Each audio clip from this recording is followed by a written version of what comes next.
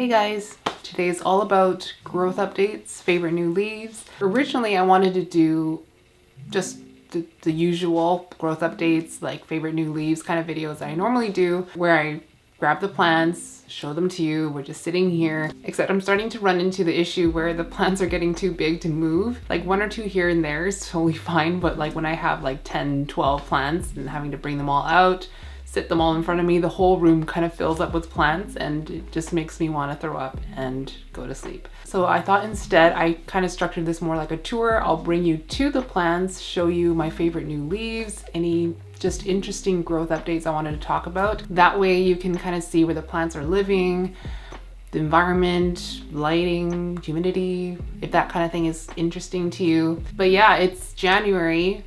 It certainly doesn't feel like January. I think the plants are quite happy in this room, especially in my tent. This shelf behind me has been doing really well, minus some spider mites issues. I mentioned a couple of times in the past that I had some spider mites, like I think 1 or 2 spider mite crop ups in my tent. Somehow it ended up in this shelf as well. So some things are looking a little ugly, but overall, like I'm very impressed with how plants are sizing up and plants are growing fast. So there's plenty to show you. So I'm gonna try to leave the very general care stuff to the very end of the video.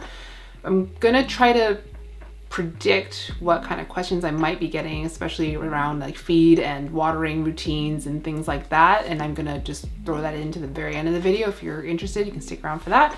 And I'm also gonna try not to stop and talk about every single plant I go through, because it's just gonna be another plant tour and I'm still quite traumatized over how exhausting that last plant tour was to film. I mean, it's a 2-hour video and that's like edited down from like over 3 hours of footage. So I'm gonna have to definitely like try to move things along. New leaves only, growth updates only, that's it. And also a few of you have reached out to ask me how I've been liking the mother lights since I filmed my last plant tour video, which is over 2 months ago, I think it was. So the answer is I'm still using it exactly like basically where I'm sitting right now. It's pointing at the shelf behind me and I still freaking love them. The plants are growing and they are sizing up. What you're about to see with some of the plants is that they are looking a little bit sad because of the spider mites. And I have been using Azamax on a lot of the spider mite outbreaks, like in different sections of the house. And I've been kind of tweaking the concentration and kind of how I'm using the Azamax. So like the first time I just went ham, drenched everything, we got a lot of burns. The second time I drenched everything away from grow lights, wiped it down, and then let them kind of sit back on their shelf. I still got a little bit of burn from them. So I think what I would do going forward is just use Azamax as a soil drench and use Safer's End-All on the foliage. I think I'm gonna get less cosmetic damage that way. But yeah, going back to the mother lights, I still love them a lot. Now in this shelf, you can see right here, I have lights underneath and those are Burina lights, but I also have mother lights pointing at them. And you'll see later that the plants are doing what I wanted them to do with the mother lights, which is face forward. If I didn't have those mother lights, the plants would all just kind of be facing upwards towards the lights here. So I still 100% recommend these lights. They are pricey, so it's not an absolute must have, it's just really nice to have. And I'll link all the information for the mother lights in the description. So yeah, I'm super excited to show you some of these new leaves. There's just so many new fun things popping, and a few plants I'm really excited to show you because the size up is just, it makes me so happy for some of these plants to finally be maturing and growing to sizes that I never thought I'd be capable of growing plants to, but also it worries me a little bit because I'm rapidly running out of space. But anyway, let's get started with the tour and I will see you back here after. This room is in such a state of disarray. It might not look like it at first glance, but like honestly, the shelf is just, it's half empty because like a bunch of plants either got thrown out since you last saw it, or they've been removed and they're currently sitting in my shower being treated for spider mites. So yeah, over the holidays, I found a couple of plants that are just like absolutely infested and I didn't really like have too much attachment to them. So they ended up just getting composted. Like I just didn't have the energy for it. I was in a savage decluttering mood. So I know this is not about the shelf or anything, but it's looking a lot sparser than it has been because of spider mites really. But yeah, this is what it looks like right now. Some plants are getting quite big, but yeah, anyways, Again, this is not a plant room tour. So I'm basically just going to go through out here, like this shelf, the EXO, the shelf down here, and just show you just like some notable updates. Not really anything up here. So here, my Pallidiflorum. I don't remember when I would have last shown him, but he now lives here. He did live in that EXO, but now he lives here because he has just put out the most massive leaf, well, I mean, not of all time, a very massive leaf for him. I didn't realize it was going to be that big until I saw him like basically growing into the floor of this EXO. Like it was like kind of like hitting the ground and like curving. So he was a little bit warped for a while, but he has since kind of straightened himself out. He's almost fully hardened now. He's kind of just getting finished off. Look at how tall he is now. Like this leaf is pointing all the way down. And yeah, this is what he looks like. I'm a little bit sad because he got moved around so much while this leaf was being formed that we have a bunch of like little scratches and stuff down it. I'm still in awe over this leaf, and every day I come in and just check how long he's gotten. I don't know if it's like really showing up as like a big leaf on camera. Let me know if it actually looks big, but let's see if I can try to get his whole leaf in the frame. There. Honestly, this is like my favorite or second favorite. It's the toss up between this and the Windlingerii, but I just absolutely love these strap leaf. Like, but with these two in my possession, I don't really need any other one. Like, just look at him. It's so awesome. And I find Pallidiflorum to be a lot easier to grow than the Vitarifolium. I just find them a lot easier to grow like symmetrical leaves, and they don't get all like curly and warped, and I think that they're faster growing. I think they're just easier to figure out than the Vitarifolium. I do have one downstairs, and every leaf that grows up is like all like curly and like twisty, and I just can't really figure that one out so much. But this one has been so much easier. It is getting rid of some of the older leaves. Like you can see the old leaf around here is slowly kind of pulling the mobile nutrients back. Which is fine because I'm assuming it has to do with this big guy. And when I repotted it, let me push you back into the light. When I repotted it, I wasn't really sure if it was going to take to this like no drainage situation, because it has historically really loved the orchid pots with the slits, but this is tree fern fiber, by the way. This is like the worst lighting ever. Obviously it enjoys it, and it's been sizing up since it's been repotted. So yeah, that's like one of the most exciting leaves in the past month for sure. And then over here is a little ForgettiEye that I've really fallen in love with. Look how dark it is. I think this is what Tropicals was selling as dark form, but like I don't consider this dark form because it has all this silver. Like I think the dark form ForgettiEye has like no silver. It's just like all dark with very muted like kind of lime green venation. I mean, I've been told that that's considered like the dark ForgettiEye with a lime green venation is considered more close to like a true ForgettiEye, like a pure ForgettiEye. These ones maybe are not, but aside from the Azamax damage here, look how freaking black this leaf is compared to like the older leaves. They did not come in this black. This is the second newest leaf. This one, I don't know what happened, but it came in like a really dark, like a brownish red, and then it hardened to this like super leathery black color. Like look at this. I mean, again, ignore the Azamax damage, but you see like that pebbled texture. I love it so much. So this one is my ForgettiEye that I've been keeping because I always thought it was more like narrow and elongated like this one, but this one is so round. Hopefully the next leaf will also be this dark, and I won't be spraying Azamax on it. So yeah, I'm excited for this one to grow bigger. This one is in soil. I know there's moss on it, but it's just top dressing. This one is in soil. And then another exciting one, this is my Monstera that I've been struggling to grow for so many years. This is now the fourth leaf it's giving me, and look how delicious. Like I just love how deep the pennations are on it. If you watched a repot I did like a few months ago when I was repotting. It was just this leaf here. And I had been trying to root it for like 2 years. It would root, it get really, really root bound, tons of roots, fill the whole vessel. And then like I do one thing to it and it just aborts and all the roots would drop off. It would just go back to looking really sad and then reroot it again. It was like this whole dance for like 2 years. And then finally, when I put it into like this magic pond with a bunch of like rotting material and just brown pond water, it finally rooted. I got it into pond with a ton of great white. And now we have 4 leaves and this one is just getting more and more mature with each leaf. I am so happy with this. And while we're here, this is like one of the most common questions I get. How do I take care of algae in my clear vessels? And as you can see here, I really don't. So yeah, as you can see, I really don't do anything with the algae.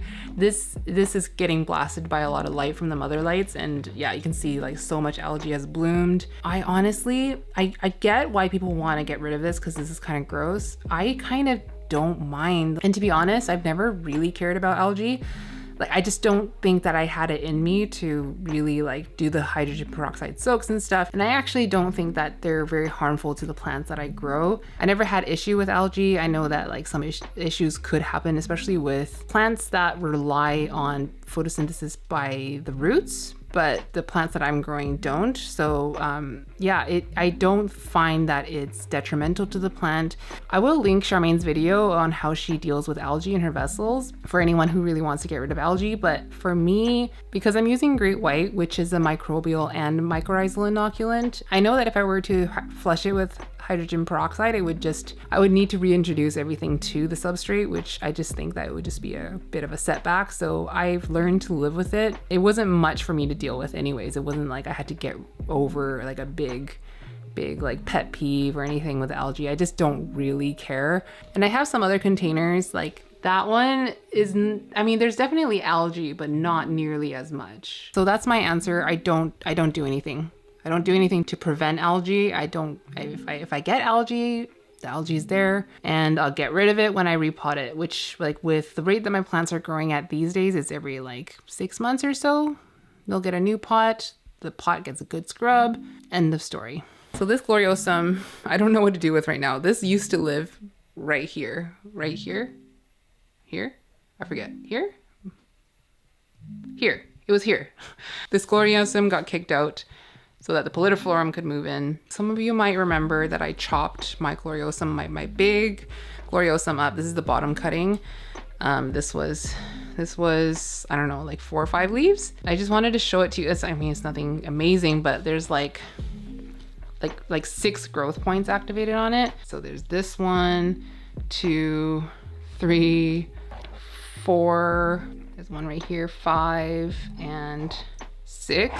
And I feel like there's another one hidden somewhere over here as well. So this, like, I wanted to just sell this as one plant, but it almost feels like I need to chop it up into like 6 plants now because there's just so many new leaves coming in. But yeah, these are like the new leaves to emerge. So this is 1. And I feel like I need to probably spray it down for spider mites, maybe.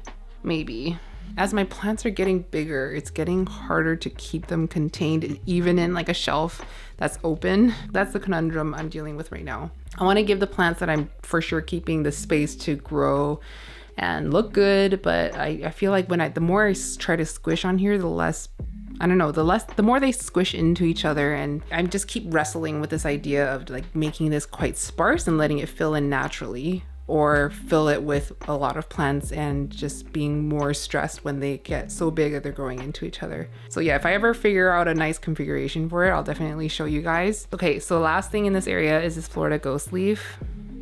Look how freaking massive it is. And it's quite minty now. So after I showed this in I think it was my plant room tour that I showed this, because I was saying that my Florida ghost wasn't getting any white and it wasn't even getting minty. It was just like going full green really, really quickly. And they mentioned that they heard it's not just light, but also higher feed. So I started feeding it more, just a more concentrated solution. And then the leaves, like this one, is staying mintier for longer.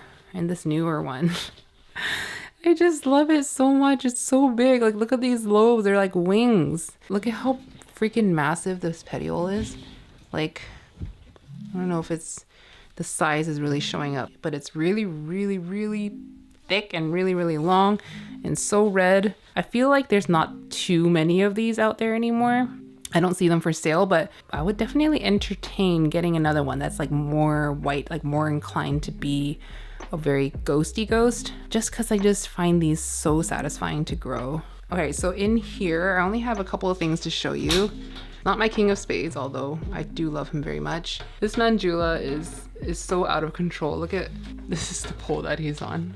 Yeah, and he's like, I'm doing good. Yeah, no problems here.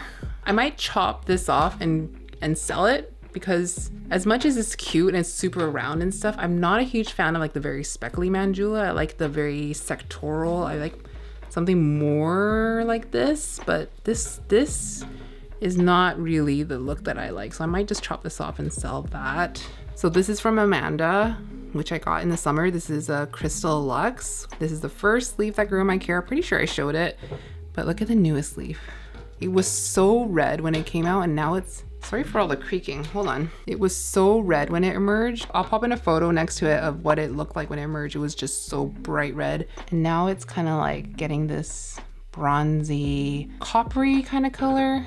It's so pretty. It's been expanding quite slowly, but I'm really excited to see this fully expand and harden and see if it's any bigger than this one. I don't know why, but I'm quite surprised that it's symmetrical. I just don't know. I find symmetry in anthurium leaves kind of hard to achieve. You know what I mean? It's just like, if I'm even a bit late with the watering, they kind of tend to develop a little bit wonky. Living in pond, loving it. Last thing I want to show you in here is my Nigrolaminum GG, or my Espinapo. This is the newest leaf. It's been out for, I don't know, like a couple of weeks now, but this petiole was so long and it's been expanding quite slowly that I feel like it might have quite a ways to go still. Yeah, this is I think the only other leaf to grow for me.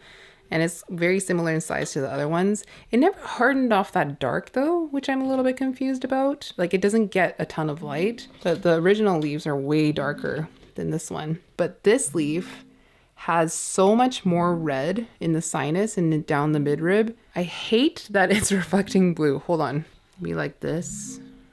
Ugh, you know what? I'm gonna turn off my mother lights. I think that's a bit better. No, what is reflecting blue? I don't understand. It freaking got ripped. I'm so mad. There was a plant back there, a philodendron roseo-cataphyllum, and it toppled over and tore a hole in this leaf. I'm so sad about it, but that's okay. This one kind of grows slowish for me, but it's been a very like resilient, chilled out plant, and it's still in the original pond that I potted it in when I imported it. Oh my gosh, you guys, my king of spades is falling. My king of spades. So yeah, it's still the original pond. I haven't repotted it. If anything, I probably won't have to repot it for quite a few months. I'll probably just put a little kind of pot extender, like collar here, and let this grow in the same container for, I don't know, the next 6 months at least. But yeah, enjoying this quite a bit. It's hot and I'm bothered. Nothing super noteworthy down here, except I wanted to show you this inflow. I mean, is it an inflorescence or infructescence? So this is, you see that plant right there that looks like a crystallinum? I think it's a crystal mag. This was pollinated with Pallidiflorum pollen, and I want to say it was like 2 months ago. So it's definitely trying to do something. The only problem is I don't think this is going to amount to anything. I've read so many accounts of like people trying to pollinate their Pallidiflorum or self it or cross it with something else. And every time it kind of tries to develop into something, it might go to a certain point and then like the whole thing kind of aborts. So I'm not really expecting it to actually form berries. And if it does form berries, I'm not super expecting it to be like viable in terms of seeds. When you're trying to gauge whether your pollination was successful. I mean, the best indicator is that it doesn't die off, and you can tell it's dying off by the color of this. So if like this is looking nice and green, but if it was dying off, I would be expecting it to kind of be turning orangey colored. And then obviously you'll see like yellowing in the petiole here. So far it's been 2 months. It's getting greener, and it's also getting like bumpier. It's hard to see. I can only really see the bumps when I see it like in silhouette. Anyways, enough about this, because it's probably not going to turn into anything. But if it does produce viable seeds, it's going to be a crystal mag crossed with a pallidiflorum. Okay, so this exo is such a freaking hot mess right now. This Florida beauty is just taking over, and I probably need to evict him soon, because he's taking over the whole space. He's too big. I saw this and I was like, oh my God, I have thrips.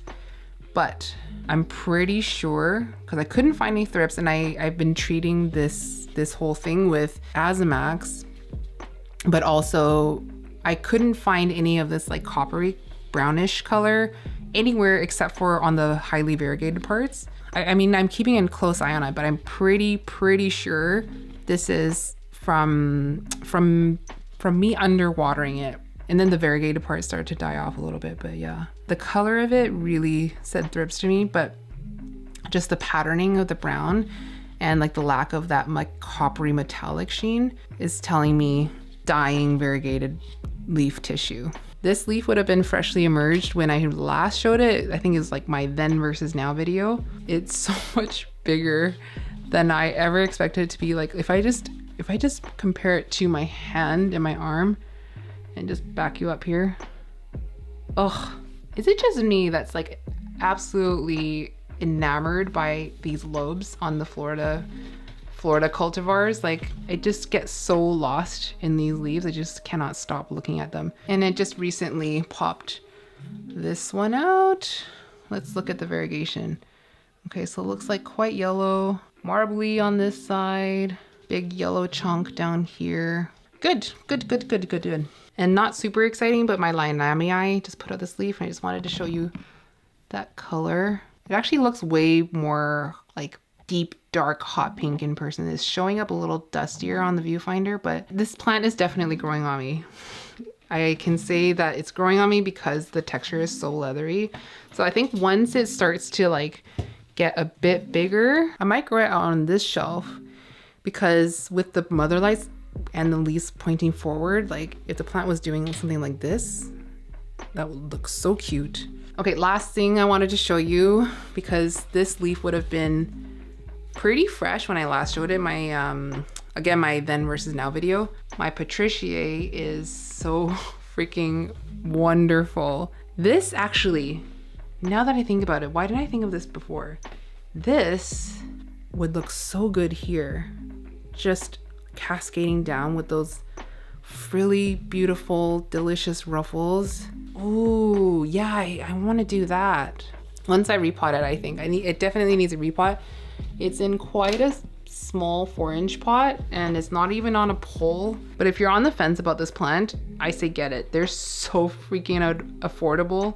I was gonna say adorable. They're very adorable. It's so freaking affordable. I think on the Tropicals price list, I saw it for like $30 or something like that. So this is like, I mean, it took me a year and a half to get it to this size, but that was from like a mid cut. So if you get something from Tropical, it's not going to be a mid cut. So you'd probably be set up to have a way more mature plant quicker. And it's growing in this exo, which is like very, very low humidity. I would probably estimate that it's around like, I don't know, 40 to 50%. It doesn't show that it's like, it's not appreciating the dryness. Anyways, enough about that plant. Okay, let's move on to the tent. Okay, so this is definitely where the most exciting things are. And actually, I haven't been in here for a couple days, so I am very excited to get in here and see all the new growth. The first thing I wanted to show you though, my Dark Phoenix put out this, I am speechless when I look at this leaf. The leaf prior to it was this one, a little bit of Azamax damage, which I didn't mind. I thought it was still beautiful, and then look how dark and just sharp and loby it is. I don't know why, but I was not expecting this size up. And it's so symmetrical and it just formed so perfectly. Like, I'll back you up.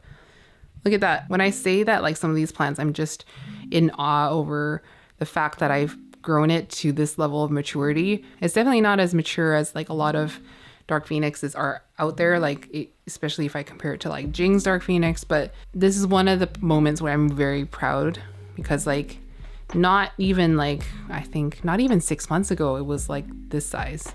And it's at caterpillar stage right now. So the leaves are coming out of caterpillar. So hopefully, I don't know, maybe one day soon it'll be flowering and I'll be able to produce a nice cross with that. But yeah, like it's just so nice. New leaf on my luxurians.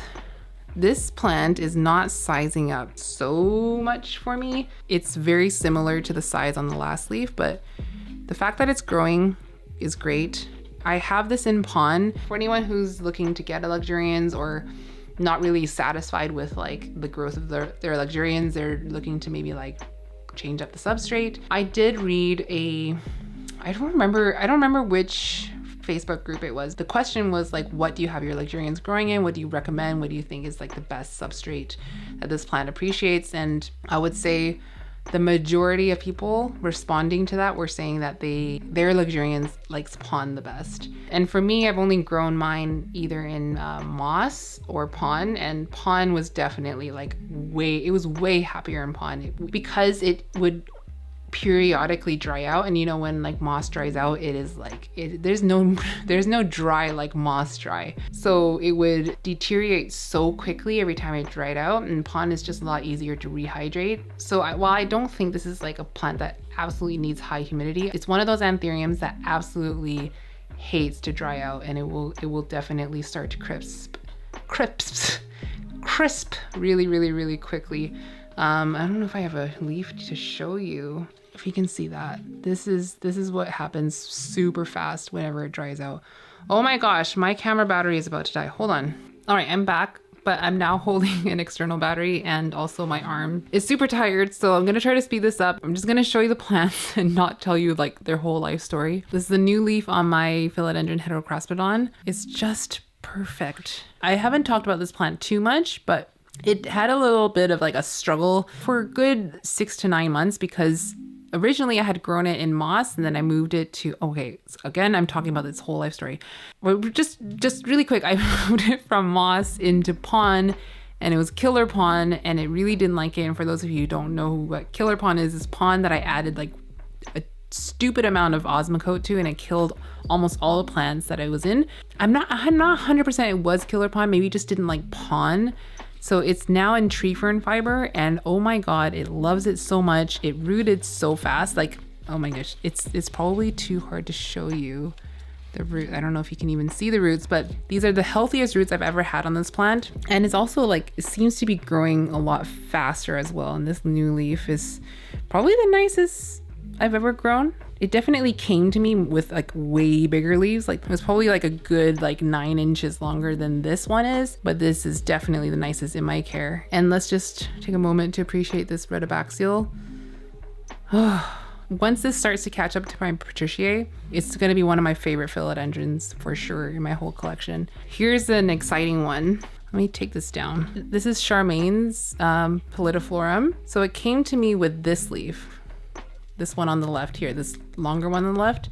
So she had one leaf on it. She asked me to rehab it. It was rootless. My goal for myself was to root this plant and then grow enough leaves and size it up past this size, and then I will give it back to her. And this is the newest leaf. It's still floppy-ish. It still has a little bit of ways to go. It's nearly done, but yeah, it's ready to go back to its mama. I think she has one on order from Tropicals for our next import, but this is her first one. Like, I think this one will always have some sentimental value to her. Surely this is on the road to greatness, right? I think so. Nothing else too crazy. Oh, the Carla Black Velvet Eastern Panama has put out a little leaf, but you guys will see that later when it's fully expanded. My Anthurium Wendlingeri, I repotted this on camera. I chopped the bottom off of it, and I was 100% expecting it to take a long time to to kind of recover and like root, and it would just be like months and months and months and months before I saw another leaf. But it is loving, absolutely loving this mix. So this mix was basically like 50-50 tree fern fiber and my aeroid soil, which is basically like a peat-based soil mixed with like a little bit of, well, actually quite a bit of perlite, whatever bark I can find, some leca. Yeah, so it's like half that and half tree fern fiber. And the anthuriums that I've been potting in this mix have been really, really liking it. Like my veitchii, the roots on it have been just awesome. Like compared to like a chunky, barky soil, the tree fern fiber soil has been like a big hit with the plants. But yeah, if anything, I wasn't really expecting it to do a lot. But first of all, it rooted really well. And then this is the newest leaf on it. I'm trying to back up until you can see the whole thing. It's definitely bigger than the last leaf, which is this one, which kind of grew in and curled on itself. I don't really know why. I was so pleasantly surprised by the size of it, and just look at that texture.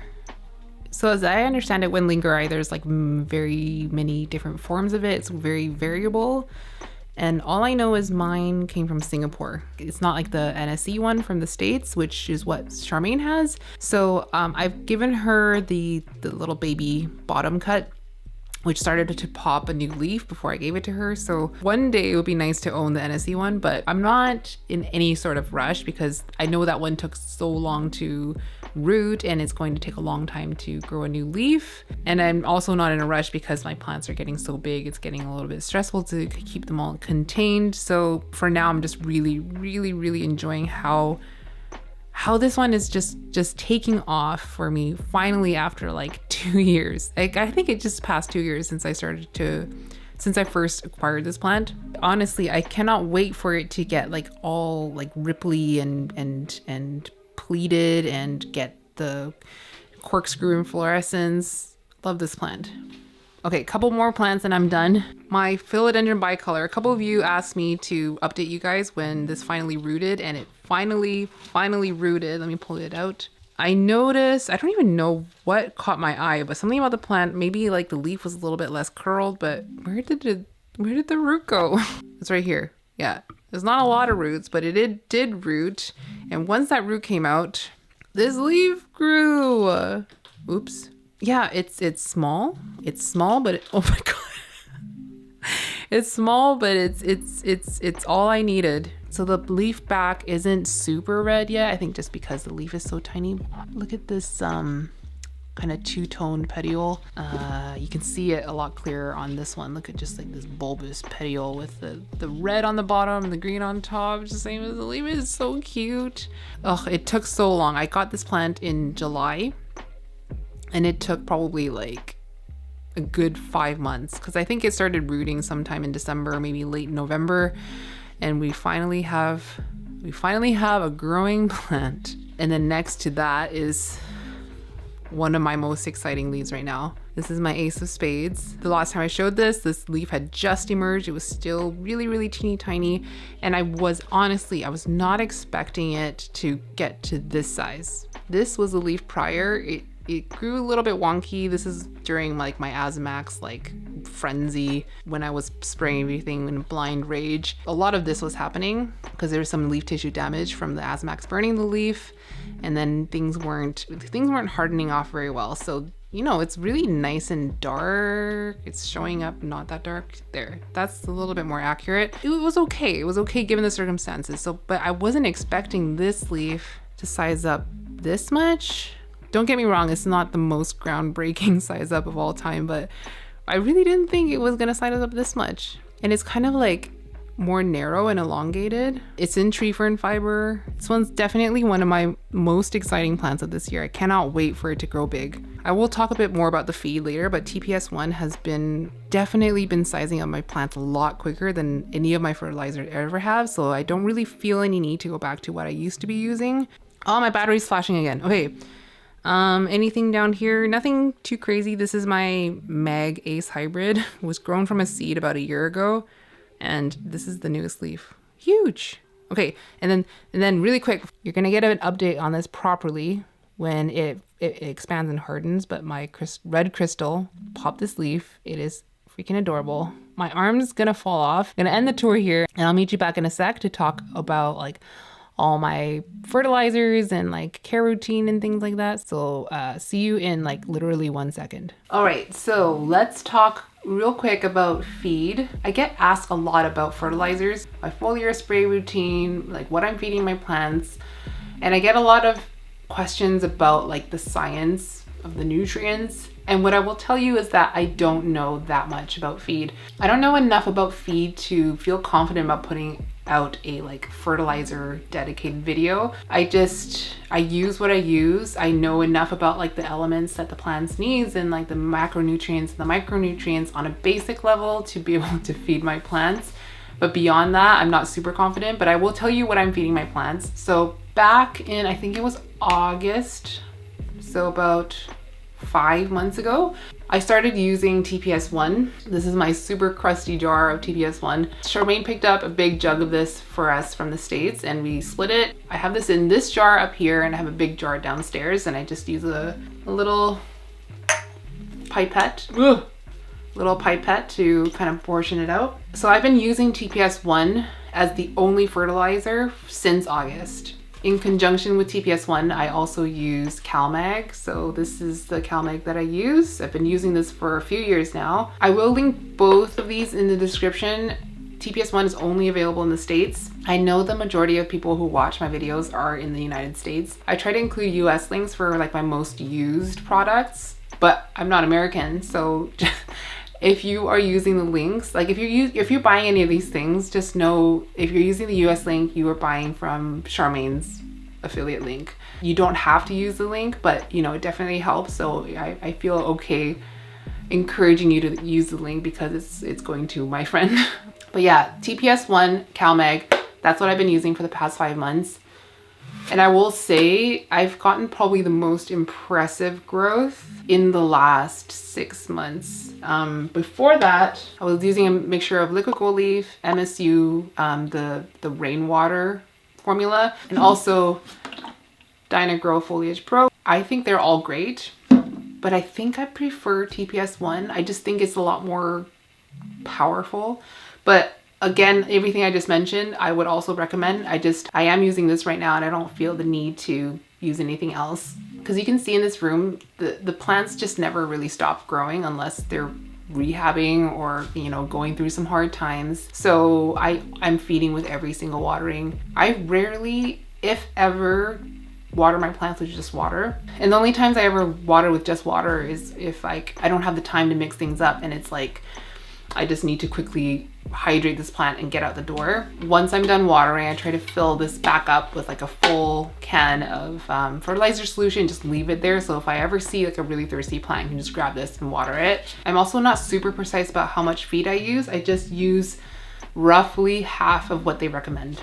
And I just do it all the time. And then of course, everything is getting mycorrhizal inoculants. Obviously I'm using Great White, but I also have TPS Billions. Both of these are water soluble, so honestly it's like kind of like what I feel like using at the time. I'm more heavy on the Great White, but I have also been using TPS Billions. I should really probably be keeping track of who's getting what, and so I can kind of like do some rough comparisons that way, but I haven't. Honestly, I don't think you can go wrong with either of these.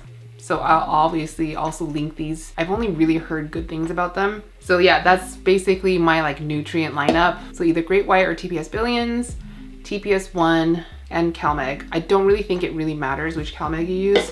And also this year, since my Christmas holiday, I'm really challenging myself to be a lot more structured and a lot more just on top of things. So not even just about plant care, but definitely including plant care.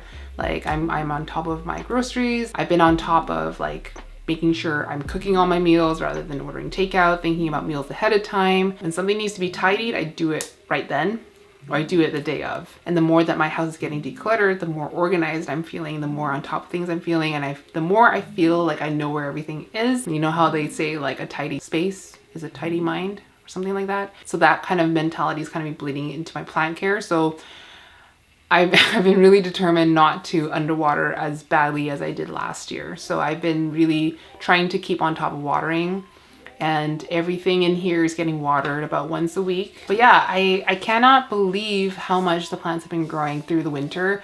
I really haven't seen much of a slowdown. So that means I'm really excited to see like kind of what happens this spring. And of course, I'm the most excited about my little seedlings, my baby plants, like all my Amanda plants. As they get bigger and bigger, those are the ones I'm most excited about. The ones that are already big, I need them to try to not get too much bigger because I really don't have the time or the space to be propagating or like housing all these propagations. But yeah, that's about it for today. I hope you enjoyed the video. Please remember to give it a like if you did. I don't know what next week's video is going to be just yet. If you have any suggestions, feel free to leave in the comments. I hope you have a great rest of the day. I love you all so much, and I'll see you in the next one. Mwah.